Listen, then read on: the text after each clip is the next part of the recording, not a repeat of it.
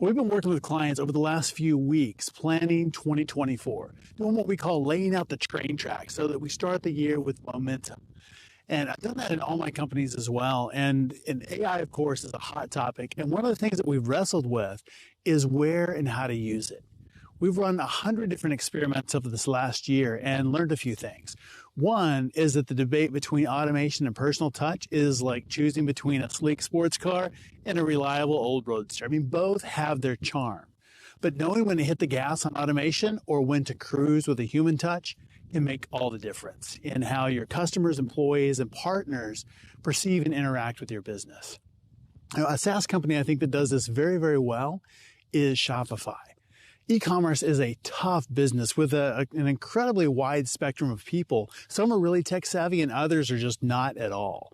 They do sell to business owners and some very impressive businesses, but also to individuals with zero experience. And I think that they masterfully balance automation with human connection. Their platform automates the nitty-gritty of online sales, yet they offer personalized, empathetic support to their users. It's like a harmonious blend of efficiency and warmth, tech, and touch. And that's extraordinarily hard to do. In our meetings over the last few weeks, we talked through some different ways that leaders navigate this crossroads of automating and humanizing. And here's the distillation of our conversation and a roadmap that may be helpful for you. First, we want to automate the mundane. Identify processes that are repetitive, time-consuming. Think like data entry, scheduling, or basic customer queries. An example that we put our knowledge base into a chatbot so clients can easily find answers quickly, even when they don't know exactly what to ask. Automation here is like setting your business on cruise control and freeing up your team to focus on areas that genuinely require a human touch. It's about efficiency without sacrificing effectiveness. Think about what outcome does the person want?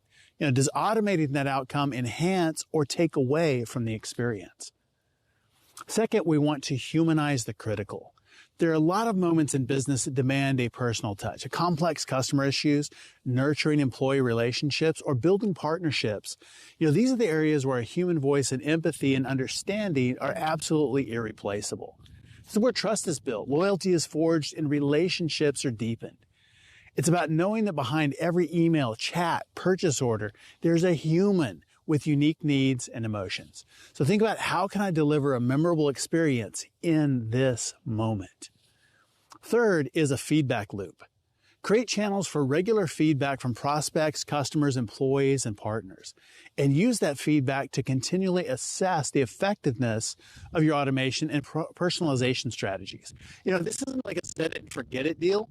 It's a dynamic, evolving process. It's about listening and adapting and improving. And I mentioned some experiments earlier. Several of those were absolute bombs. AI seemed like a great idea. And because we had a feedback loop, we learned quickly that we needed to change.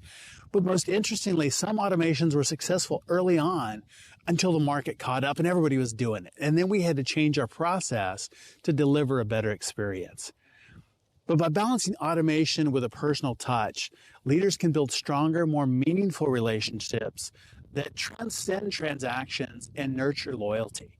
It's not about just being a well-oiled machine, which is cool. It's about being a machine with a heart.